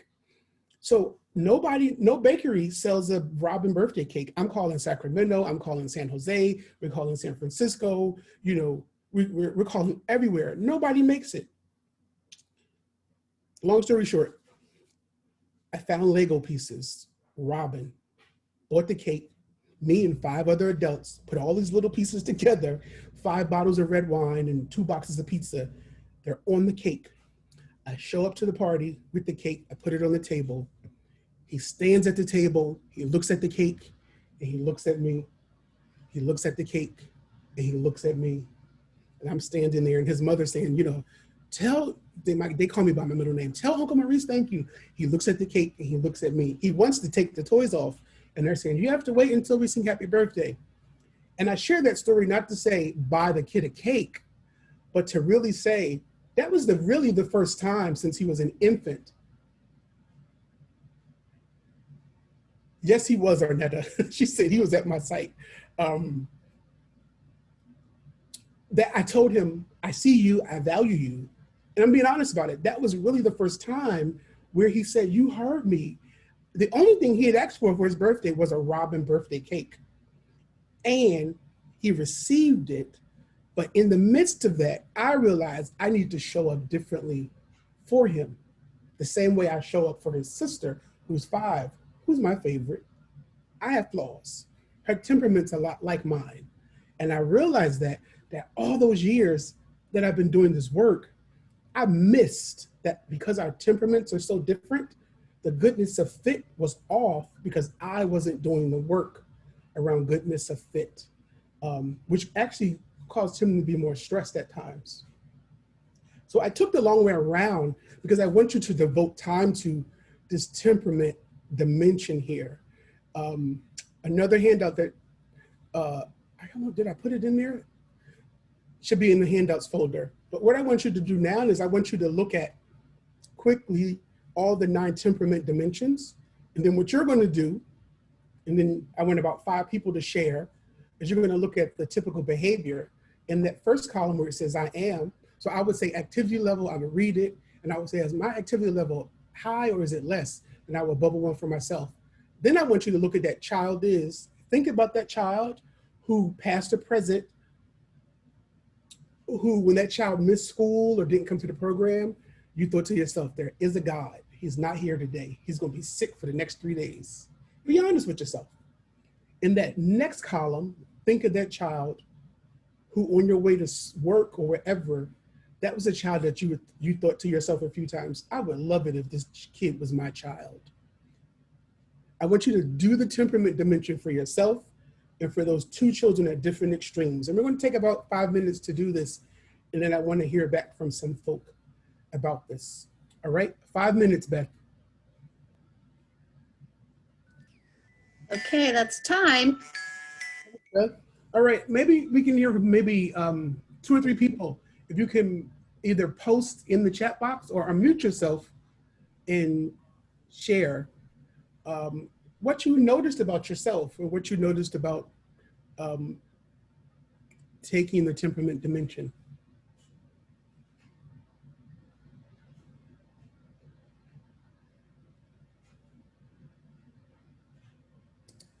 People should be able to unmute themselves right now. So if you are someone that has something to add, please do so. He has to self-adjust to present for the child. Okay, thank you. Maybe one more.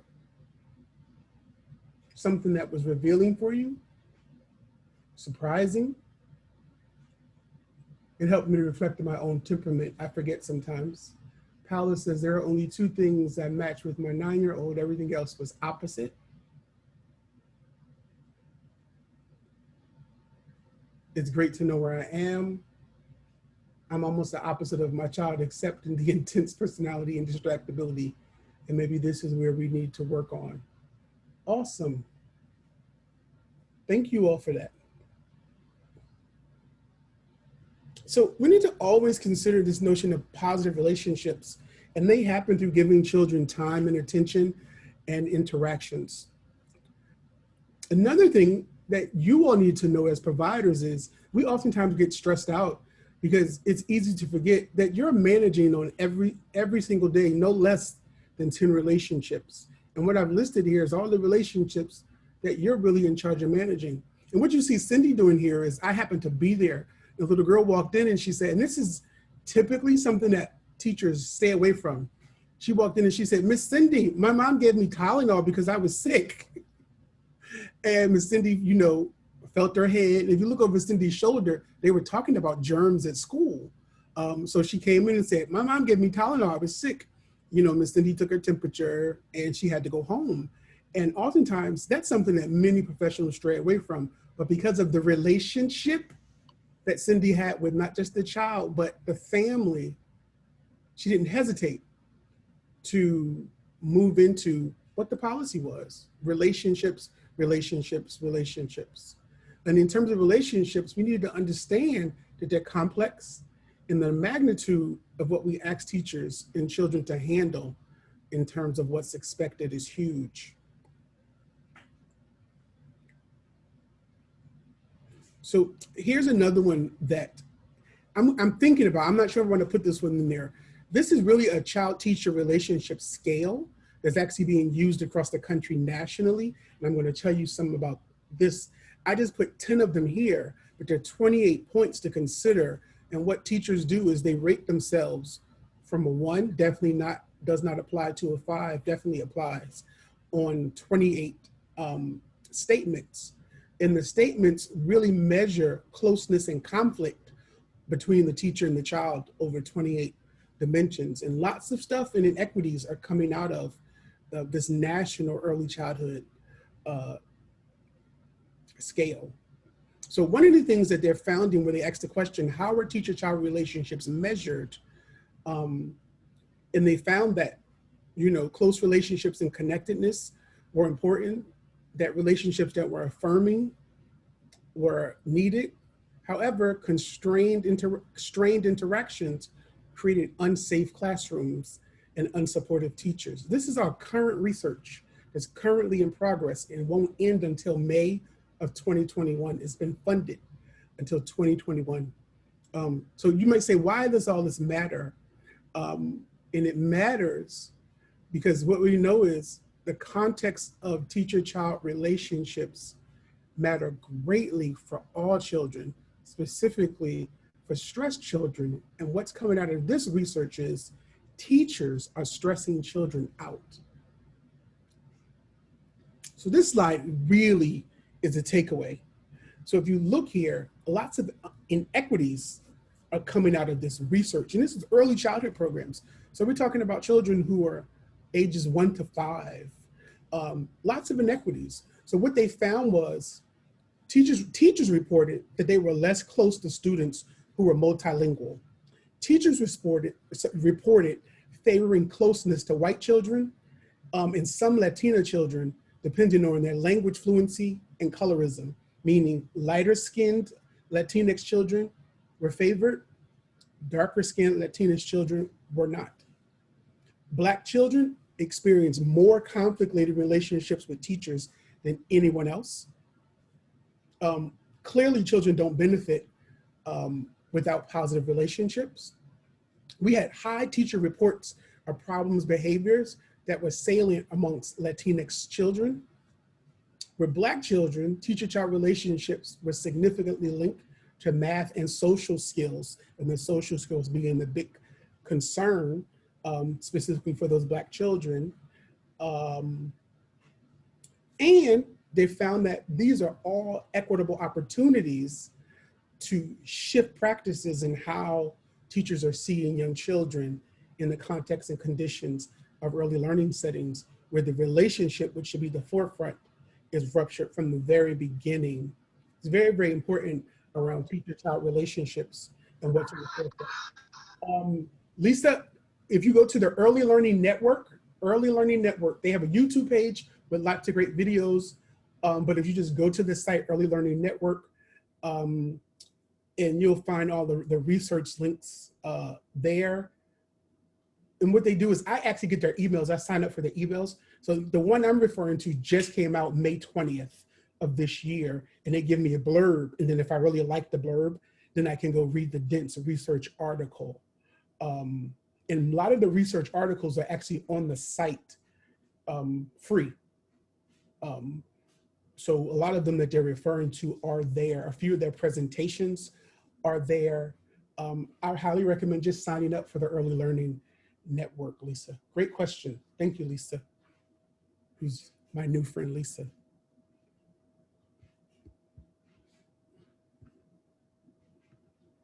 So in your handouts, you have 3 handouts, one for infants, for those of you who are infant providers, one for toddlers, and one for preschoolers. And these handouts are one pagers, and they really look at putting into practice how to build relationships with infants, how to build relationships with toddlers, and how to build relationships with preschoolers. For some of you, these are things you've already been doing. For some of you, it's going to reconfirm or affirm, oh, I need to get back to doing that. And for some of us who are really true with ourselves and say, you know what, I have high effective relationships with these 12 kids, but with these 4 kids, I don't seem to have effective relationships. We all have entry point to do the work, all right? So here we have Miss Valerie Hamilton, who's actually on the call.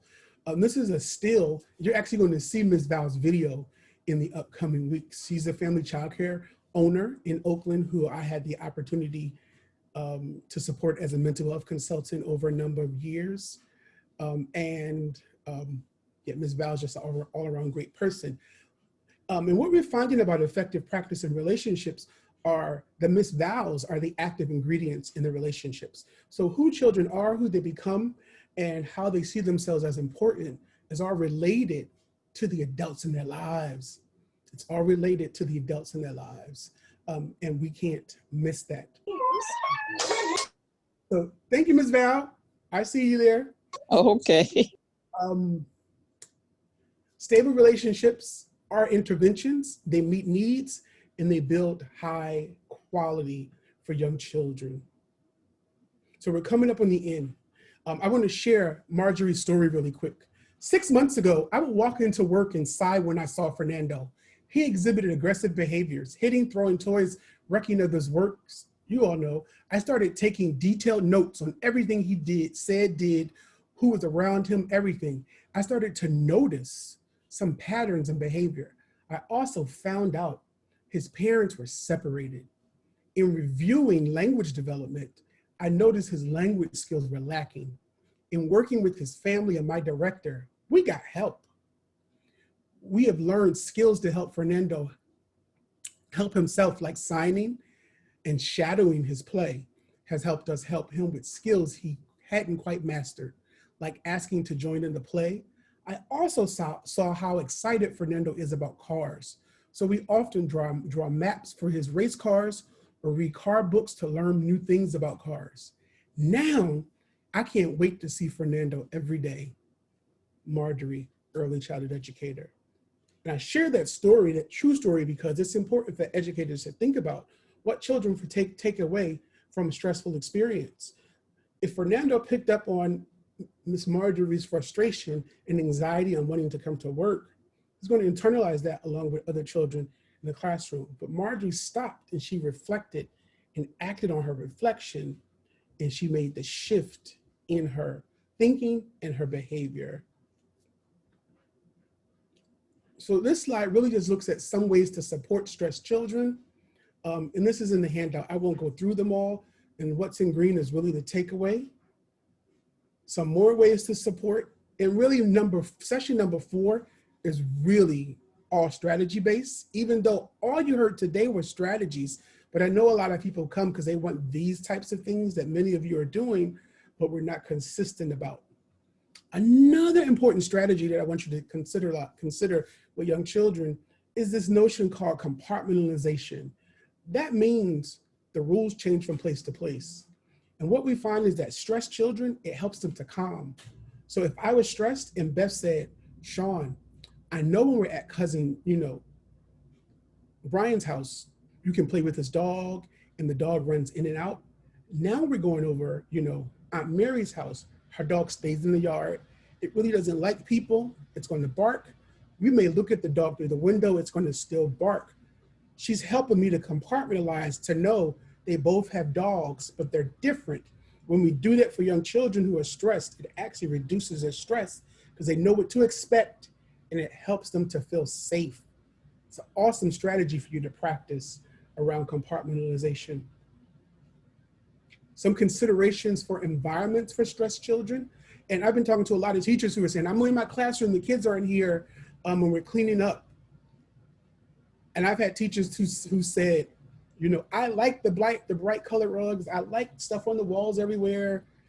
And I get it, but we need to consider how is that affecting young children in an adverse way. And my man Bruce Perry, he talks about musical climates as a remedy, rhythmic movement. It helps to organize. Remember that disorganized brain? So rhythm, like rap and music. It actually, singing, walking, dancing, moving, it's important for maltreated children, musical climates. So these last two slides, because we're in COVID and it has caused increased stress in adults and children globally, I just needed to add two quick slides. For teachers who are actually doing stuff virtually, always connect before the curriculum. Things like hello, connecting with families first, using small groups of 3 and 4 children, not 15 and 8 and 10.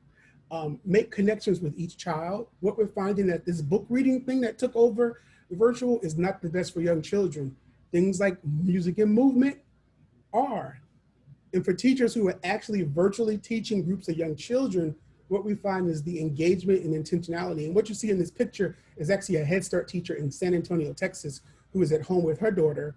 And if I showed you the other picture of her screen, she actually has the children on the screen and they're making Play-Doh. And then the other day they made bubbles. And what they found was the preparation was key, demonstrating, using lots of vocabulary, and engaging the families. So the families know, and the teachers and the family advocates would say, we're gonna make bubbles, this is what we need. Do we need to bring anything and drop it off? Let us know. So it's all this communication with the family that really turns into brain and language development in terms of the project making. And for teachers who are saying, I don't know how to do this virtually, what we found is there are awesome homeschoolers who have been homeschooling preschoolers for years. Most of them are online. They have websites, they're on YouTube. They're a great free resource to tap into. You just have to sift through them. But it's an organic learning and it's age appropriate. It's already set up online. Another hand that I gave you was to take care of yourself. Just 10 tips in these daily stressors that we face, because I want you all to stay safe and continue to take care of yourselves. Another consideration that Beth and I have been talking about since the onset of COVID, families are at home working, not working from home. I'll say that again. Families are at home working, not working from home. There's a distinction there of how we show up and how we need to give space for people to be with their families, which is really, really different than being at home and how we are expected to show up. So Dr. Lillian Katz, years ago, she defined 7 distinctions between being a parent and being a teacher. And fundamentally, she said the teacher's role is the whole group and the teacher's concerned with the whole group. As a parent, I'm concerned with my individual child and they are different. I'm coming to a close, Beth. So in closing, many of you have probably heard of Yuri Bronfenbrenner, who did the macro systems. So most people quote him incorrectly, where they say every child needs at least one adult who is irrationally crazy about him or her. But that quote is incomplete. Here is the complete quote. Every child needs someone who is crazy about them, and every adult needs someone who is crazy about them too. So that parallel process, make sure that we all have a team of support wrapped around us, because that's how we can support the children and families in these trying times. And my last slide for today, takeaway ideas for action. Relationships matter most. Relationships matter most. How are you building and sustaining relationships? Child perspective, language matters. How are you reflecting on practice and in practice? When you change your lives, you're changing ours and theirs. And consider between those temperament lines. Putting core pieces of the puzzle together, you have to figure out what the piece is first. Today we've covered a piece of the puzzle. We started with the foundation of relationships, the brain, and temperament. And we blew through it. We had a short period of time, but we achieved it. The edges of the complex puzzle is what you see on the right are what we put together. We didn't put the whole puzzle together. We put the edges together. Figuring out where the pieces are placed is part of the work. Seeking help is part of the work. Becoming more reflective is part of the work. Sometimes we need air, a walk around the block, a cup of coffee or tea, a phone call, a few swipes on the phone. Then we reset and we get back to the children. They depend on you more than you realize. All children. Thank you all. And I hope you all signed up for sessions 2, 3, 4, and 5. We're going to keep building. We're going to keep exploring how teachers are meeting the needs of stressed children. We're going to look at self-regulation and self-control next week, which are really, really important. We're going to see some more teachers grappling with stressed children. We're going to talk about our role and what we can do and how we continue to support ourselves as we put more of these pieces together to support stressed young children and stressed teachers, because many of these strategies we can apply to ourselves also. So thank you all for participating. Yes. Thank you so much, Shawn. I appreciate you all. Thank you all for turning in your cameras. So for those of you who come back next week, we appreciate you and we want you to turn in your cameras definitely next week. We're going to be doing some other kind of work and really engaging you differently. And I won't be talking as much. I'm excited about that. All right. Thank you so much, Shawn. Thank you, everyone. Appreciate you being here. We're going to go ahead and close the session today and thank everyone, and looking forward to seeing you next week at the part 2 and as we move forward. And your evaluations will be coming to you in your email, and as soon as you complete them, we look at them so we can make sure we're meeting your needs, and it gives us helps us know how to do planning for the coming year. So thank you very much, and we'll be seeing you soon. Bye-bye.